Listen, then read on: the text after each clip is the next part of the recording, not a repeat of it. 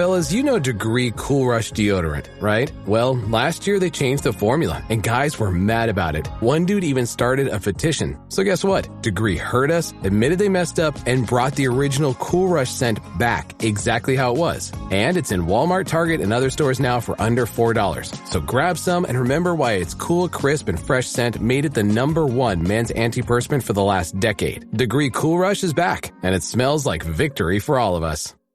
The last thing you want to hear when you need your auto insurance most is a robot with countless irrelevant menu options. Which is why with USAA Auto Insurance, you'll get great service that is easy and reliable, all at the touch of a button. Get a quote today. Restrictions apply. USAA. Hilton brings you new ways to stay, with experiences that let you capture the glory days. Introducing the Graduate Hotels. Each inspired by local college towns, these stays are always original and never boring. Get in touch with traditions all across the country and enjoy a stay that's a class above the rest. Book at Graduate Hotels with Hilton Honors Points at Hilton.com. It's a win-win. Hilton, for the stay. From the Fifth Quarter Studio in Madison, Wisconsin, you're listening to the Coaching Youth Hoops Podcast. They're playing basketball. Basketball. Here's our hosts, Steve Collins. And Bill Flitter.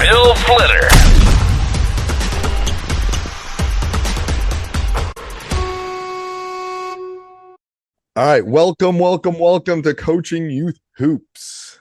Coach Bill. Favorite time of the year coming up, Coach. I know it's getting cold out, and it seems like yesterday we were sitting at the lake. Seriously, coffee. I know, dude. You're gonna laugh at me, but there was frost on the windows out here in California the other day. Yeah, it was 30 some degrees. I just read an article that San Diego, LA, and Santa Barbara are 3 of the most expensive places to live in the country. I was surprised like San Francisco wasn't in. Everybody's moving out of San Francisco. Yeah. They have an image issue going on right now. They do have a major, from someone that was there this year and at Napa, they have it's true. Sorry if you hopefully they'll fix it. So they'll fix it. It's too beautiful of a city not to fix. Right. Exactly. So they got to fix it. It's like, holy crud. All right. So before we jump in, I talked about this last week. I really want to push everyone to go over and check out our Facebook group, Coaching Youth Hoops. You can just go to Facebook, go to groups and type in Coaching Youth Hoops. You'll find it. It's a free resource. It's a great community of youth coaches. Excited, great school. Yeah. And they're all youth coaches, right? Right. So, yes. Yeah. And it's monitored, and it's going to be good discussions. No one's going to be selling you, uniforms or, anything like that. It's people talking about youth basketball. That's what they're doing. Asking questions, responding. Giving feedback, responding. I mean, very rarely do we not get like 15, 20 responses to any question. It's like, yeah, everybody's jumping in, especially this time of the year, right? It's pretty active and it's growing. So yeah, no, it's I asked a few questions too. I just wanted to get some, other feedback. I was pleasantly surprised by the response as a new idea. So jump on over to the Facebook group. I'm an old porch dog, but I'm still learning. I know. That's right. We always have to learn. Yeah. All right. So what's today's topic? Today, we're going to talk about a controversy. Okay. Ooh. So this was brought up. You actually forwarded it to me. It was a discussion on Twitter. Shout out to John Carrier who brought it up. There's a coach from Europe. His name is Alex. He posted a video that says pass and cut is the worst thing you can do in basketball. That was his statement. And then he talked about it for a while. 25,000 views on the video. Lots of good discussion about, people disagreeing with him, agreeing with him. Why? My take now after watching it several times, it was probably cut And that clip, just like you can make anybody, right? You can cut somebody's clip and they can bring this up.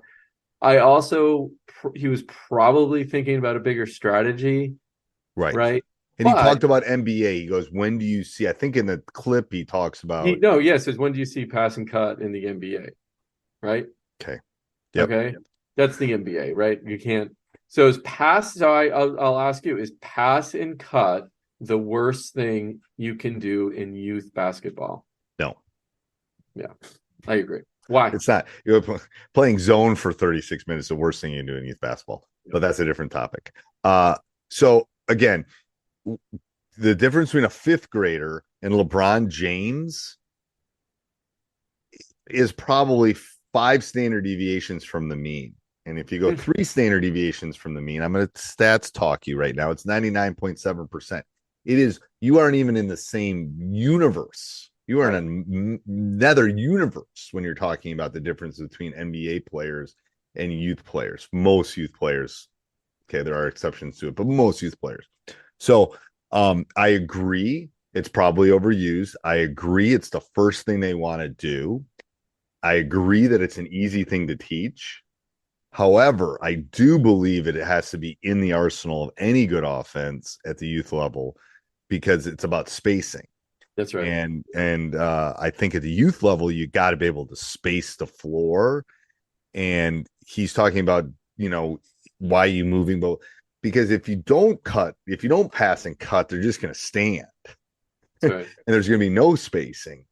So I think how you teach it in the context of the offense, I think I think there's some nuances that are lost in a conversation of it's the worst thing ever for youth basketball. That's my opinion. Yeah, and I agree with you. One though, the only thing I don't agree with you on is it's an easy concept to teach, because I've been teaching pass and cut, and it's part of my ABC offense, and literally, all my ABCs always pass and cut, always be cutting and screening. The number of players that stand still after a pass, right, or do nothing, it drives me crazy. I always like movement to create gaps and triple gaps, right? So without the cut, the defender has to do less work, in my opinion. But to get that ingrained in a youth's mind, to after you pass, you cut, or after you pass, you screen. Standing still is not an option, but yet, they're still standing still in a lot of cases. Right. So let's think about the options. I pass to you on a wing, Bill. Mm-hmm. You're on a wing. I pass. What are the things that I can do as a player at that point? Yeah, you can screen me. Yep. You can off ball screen. Yep. And you can drive. Yeah. Right. Those are the things that's what I can do, right? I mean, yeah. I can't do, there's not 23 things I can do at that point. There's only a handful. And I think if you take one of them out, hey, buddy, I'm sorry to interrupt. This won't take very long, but Coach Bill and I know how limited your time is in practice and how important it is to get a cohesive group kind of working together to build a team. So we built some fun activities, 50 of them that you can do to kind of in short periods of time to just build fun and build that cohesive team that you want at the youth level. Go over and check it out at hoopsteambuilding.com, hoopsteambuilding.com. You can just download it free over there. And let's head back to the podcast. Okay, yeah. Are you only going to set ball screens? Am I only going to set screen away? Am I only what? That would be my question. Is like what do you expect youth? And again, youth coaches, couple practices a week. I think it's probably the easiest skill to teach. Do you agree with that? Yeah, and I do, and I in think offense. And I think what that does, it takes the decision away from the youth player. Again, I think that's also a good thing until they learn how to make reads and the right read. And that takes time. That takes a lot of reps. And I'm sure you struggle with it at the high school level. So by taking away and saying, okay, just like you laid out, you got 3 things you could do. In our offense, you're going to do you're going to do 2 things, right? one is going to be a cut, and maybe one is going to be a screen away. And then, right, so that's all you got to do. It's all you got to remember right now. Yeah. And I think his point, and again, I'm trying to remember the clip, but I think part of his point was you should teach them to read 100%. But I have a kid over here that can't dribble. And I have a kid over here that probably should be playing up 2 grade levels. That's right. Yes. I'm a youth basketball coach. Now, again, there's scales to that too. Correct. Obviously, you should be teaching them to do reads, and you should be teaching them to find space, and you should be teaching them. But sometimes you got to break it down from a long time teacher. Sometimes you got to break the skills down to the basics. Yeah. And you want that movement and that spacing, I think is just as important. I don't know what you think, but yeah, I agree. And I had this discussion with my team the other day, and I'm like, why do we even run an offense? Like, why? Like, why do you have to run a set, pattern? Ideally we want them to, 4 people on the court creating reads. I guess even 5 with the ball, but everybody without the ball definitely making those reads. What I explained to them is like, so I know what all my other teammates are doing, right? So we don't run into one another, so to speak, right? And I think that goes back to here, explaining that at the youth level. You don't want them, they freeze because they don't know what to do. What do I do at this point? Do I cut? Do I screen? Do I screen away? Right. Do I do anything? So giving them 3 choices or 3 possibilities in your offense, and maybe even just doing 2 of those possibilities is even better. Well, when I'm breaking it down, all I do is tell them to pass and cut. That's the first layer. That's the first layer. Yeah, exactly. Yeah. So I understand the read. I mean, eventually I don't let them do it at all. Like, cut. In my rule of 3 offense, it's like eventually I get rid of that layer and I say, once you pass, you can't cut. Because that's what all do you they do in your want. rule of 3 then? Well, then they got to go screen away, or they got to screen the ball. I see. I take that layer away because that's all they do is start.